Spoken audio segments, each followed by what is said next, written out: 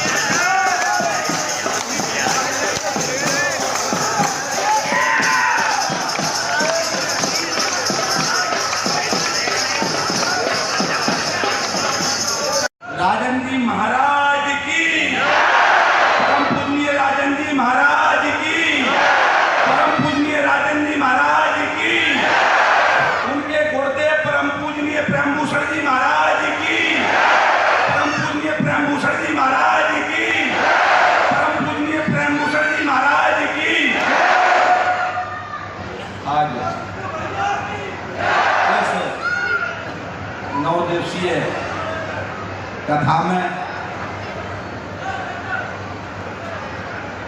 परम पूजनीय महाराज जी का जो सानिध्य प्राप्त होगा। अभी महाराज जी व्यास गद्दी से ऐसा वचन कह गए थोड़ी देर पहले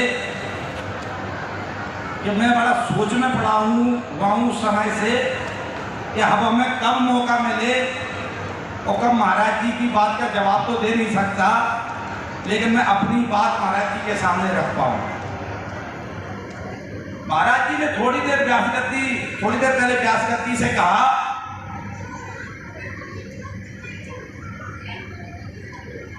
गुड्डू भैया के कारण जो यहाँ कथा करने का हमें सौभाग्य प्राप्त हुआ, उसका मैं गुड्डू भैया का आजीवन ऋणी रहूंगा।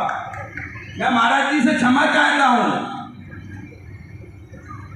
गुड्डू तो क्या, इस लाहौर क्षेत्र की पावन धरा तो क्या, आसपास से आने वाले उत्तर प्रदेश आसपास के सेवड़ा दबोई हर जगह से आने वाले सभी श्रद्धालुगण, यहाँ की माताएं बहने, बुजुर्गजन, हमारे सभी रिश्तेदार, सभी मित्रगण, महाराज जी आपके जीवन में कभी ऋण उतार नहीं सकते जब तक हम लोग जिंदा रहेंगे। परम पूजनीय महाराज जी का ऋण कभी पटा नहीं सकते। मैं बड़ा सोच में पड़ गया, महाराज जी ने ऐसे वचन कह दिए, अब इनका तो हमारे पास कोई जवाब ही नहीं। महाराज जी ने उल्टी गंगा बहा दी। मैं इस मंच से कुछ ज्यादा नहीं कहना चाहता, मैं बस कुछ शब्द बोलूंगा। यहां से 7 अप्रैल से 14 अप्रैल तक भागवत कथा हुई थी। श्रद्धालुगण बड़े उत्साह के साथ उसमें सम्मिलित रहे। अब राम कथा का समय आया। सब लोग तरह तरह के प्रश्न कर रहे थे, भैया क्या कर रहे हो, भादों का महीना है, बरसात का सीजन है, क्या होगा, कैसे राम कथा होगी। अरे भैया भंडारा कैसे होगा। अरे आप निर्णय लेने से पहले कुछ सोच तो लिया करो। कुछ लोग यह भी कह रहे थे, हर बात में राजनीति को जोड़ देते हैं। कुछ हमारे सुखचंद्र की हमसे कह रहे थे, भैया भागवत की कथा में बड़ी बनक बन गई, ऐसो न होए जाने भीड़ न होए, भंडारो न होए, बनक बिगड़ जाए। और जब राम कथा के लायक कैसे हूँ, मतलब आप सोच विचार ले हो। लेकिन भगवान की कृपा से और परम पूजनीय राजन जी महाराज के आशीर्वाद से न तनिक भय आया और न तनिक भय था, न तनिक भय रहेगा। प्रभु की कृपा से और इस क्षेत्र के सुदूर से आने वाले सभी माताओं बहनों का आशीर्वाद, बुजुर्गों का आशीर्वाद, मित्रों का आशीर्वाद, रिश्तेदारों का आशीर्वाद, इस लाहौर नगर की जनता का आशीर्वाद इतना प्राप्त था कि मन में कोई शंका नहीं थी, किसी भी तरीके की कोई गुंजाइश नहीं थी। हम तो मन में आज कथा के समापन पर प्रभु का तो आभार भी व्यक्त नहीं कर सकते, उनका तो धन्यवाद भी नहीं दे सकते। जिसका सब कुछ दिया हो, अरे कोई एक चीज देता है तो उसका आभार और धन्यवाद दिया जाता है। जिसने पूरा जीवन दिया हो, पूरे हमसे जुड़े हुए उस पृथ्वी लोक के सभी का संरक्षण दिया हो, 14 लोगों के लोगों को संरक्षण दिया हो, उसको हम आभार और धन्यवाद कैसे दे सकते हैं। लेकिन फिर भी मैं प्रभु जी से इस समय का इंतजार कर रहा था। हे प्रभु जी, इस 9 दिवसीय कथा जब विश्राम लेगी तब मैं आपका कैसे, मेरे पास कुछ शब्द ही नहीं है प्रभु जी के लिए। इस कथा के समापन पे हम क्या शब्द आज भी नहीं ढूंढ पाया, अभी भी नहीं ढूंढ पाया। तो जब तक जिंदा रहूंगा तब तक कोई शब्द ही नहीं है जब प्रभु जी से कुछ कह पाए। ऐसी कृपा प्रभु जी ने हमारे की है, यहाँ के क्षेत्र के लोगों पे की है, इस कथा में आने वाले आप श्रद्धालुओं पे की है कि मैं कल पानी बरसा 7 दिन तक कोई पानी आसपास बरसता था लेकिन लहर में पानी नहीं बरसता था। कल जब यहाँ पानी बरसा तो मैंने देखा हरी बरसात होने के बावजूद इस ग्राउंड में घुटने तक पानी था।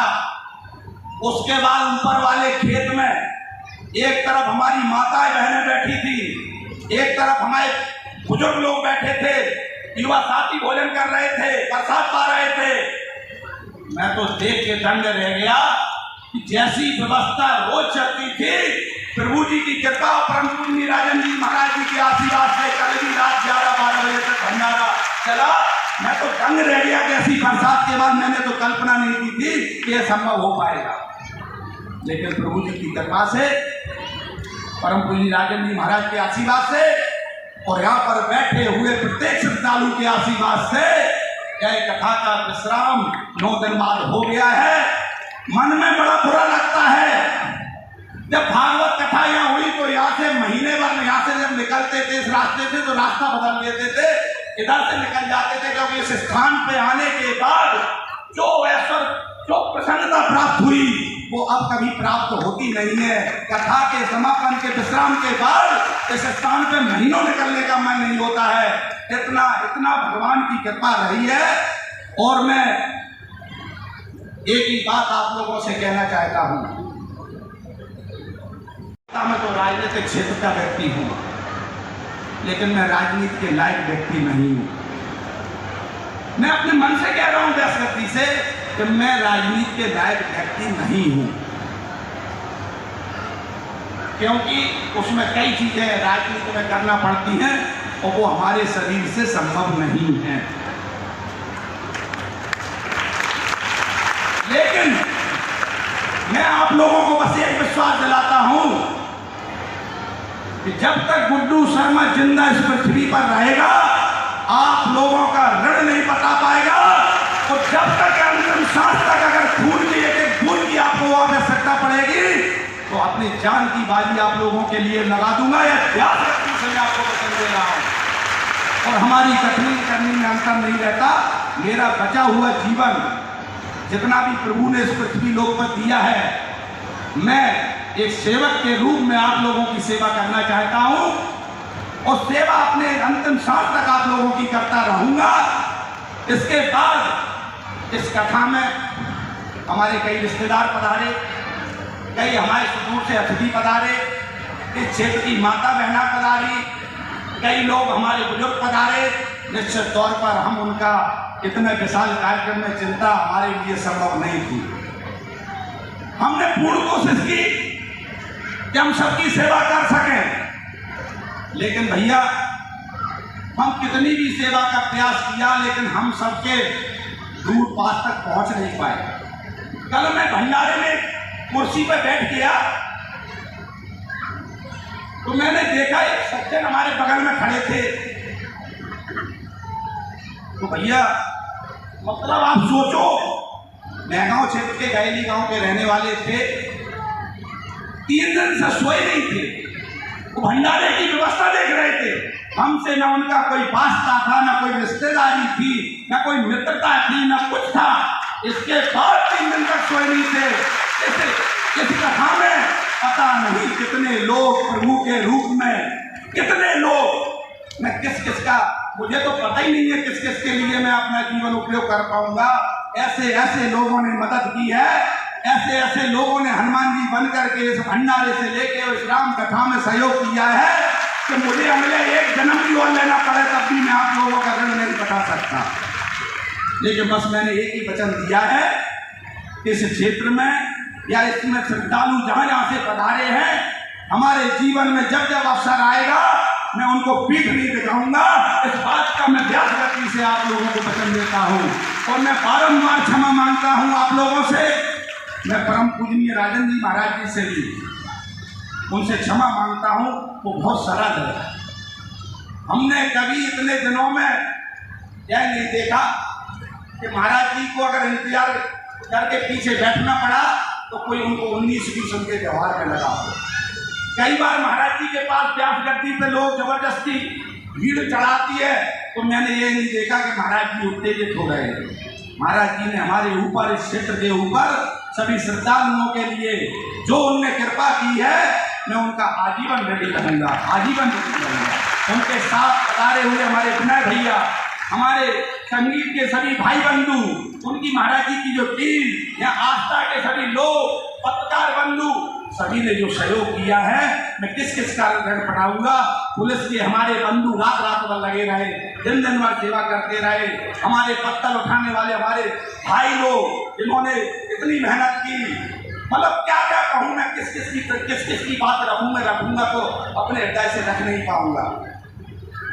रिश्तेदार हमारे सुधांशु भैया रिश्ते में हमारे साले हैं, लेकिन उनने हमारा जो सहयोग किया है, मैं उनको व्यास गद्दी से उनके अटूट अथक सहयोग के कारण इस राम कथा को मैं किनारे भगवान की कृपा से लगी है। मैं जब तक जिंदा रहूंगा तब तक उनका भी ऋण व्यास गद्दी से कहता हूँ, मैं उनका भी ऋण नहीं पता पाऊंगा। मैं इसी के साथ यहाँ पर उपस्थित सभी लोगों को बारंबार चरणों में वंदन करता हूँ, बारंबार चरणों में प्रणाम करता हूँ। तो महाराज जी ने हमको जो व्यास गद्दी से आशीर्वाद दिया है, मैं बारंबार महाराज जी के चरणों में वंदन करता हूँ। यहाँ पर उपस्थित खड़े श्री महाराज जी को भी चरणों में वंदन करता हूँ। यहाँ पर उपस्थित मेरे सभी बुजुर्गजन, हमारे अखिलेश्वर दास जी महाराज जी बरसाने से पधारे हैं, उनको भी बारंबार प्रणाम करता हूँ। यहाँ पर मेरे सभी बुजुर्गजन, वो सभी युवा साथी, सभी माताओं बहनों को भी बारंबार प्रणाम करता हूँ। तो बार बार क्षमा प्रार्थी हूँ। इसी के साथ अपनी बात को विराम देता हूँ।